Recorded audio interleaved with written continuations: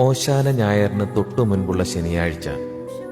കേരളത്തിലെ ക്രൈസ്തവർക്ക് ഇത് വെറുമൊരു ശനിയാഴ്ചയല്ല, വിശ്വാസത്തിന്റെ മധുരം തുളുമ്പുന്ന കൊഴുക്കട്ട ശനിയാണ്.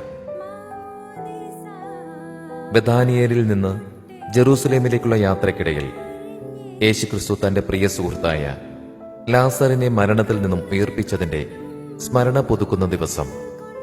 ആ സംഭവത്തിന് ശേഷം ലാസറിന്റെ ഭവനത്തിലെത്തിയ യേശുവിനും ശിഷ്യന്മാർക്കും ലാസറിന്റെ സഹോദരിമാരായ മാർത്തയും മറിയവും നൽകിയ സ്നേഹവിരുന്നിന്റെ ഓർമ്മപ്പെടുത്തലാണ് ഓരോ കൊഴുക്കട്ടയും. ഈസ്റ്ററിന്റെ ഒരുക്കം തുടങ്ങുന്നത് ഇവിടെ നിന്നാണ്. അരിപ്പൊടിയും തേങ്ങയും ശർക്കരയും ചേർത്ത് സ്നേഹത്തോടെ ഉരുട്ടിയെടുക്കുന്ന ഈ വെള്ളയുണ്ടകൾ വെറുമൊരു പലഹാരം മാത്രമല്ല, അത് ലാസറിന്റെ ഉയർപ്പിനെ ആഘോഷമാക്കുന്ന വിശ്വാസത്തിന്റെ പ്രതീകമാണ്. അടുപ്പിൽ വെന്ത് പാകമാകുമ്പോൾ ഉയരുന്ന ആവി പോലെ വിശുദ്ധ വാരത്തിലേക്കുള്ള ഒരുക്കങ്ങളും ഇവിടെ പൂർണ്ണമാകുന്നു. കുടുംബാംഗങ്ങൾ എല്ലാവരും ഒത്തുചേർന്ന് കൊഴുക്കട്ട തയ്യാറാക്കുമ്പോൾ അവിടെ പങ്കുവയ്ക്കപ്പെടുന്നത് തലമുറകളായി കൈമാറി വന്ന ആചാരങ്ങളുടെ നന്മയാണ്.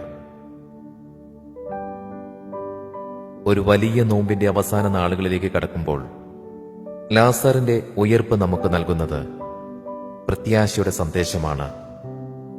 മരണത്തിന്മേൽ ജീവൻ വിജയം നേടിയതിന്റെ ആ വലിയ സന്തോഷം നമുക്ക് ഈ കൊഴുക്കട്ട മധുരത്തിലൂടെ പങ്കുവയ്ക്കാം.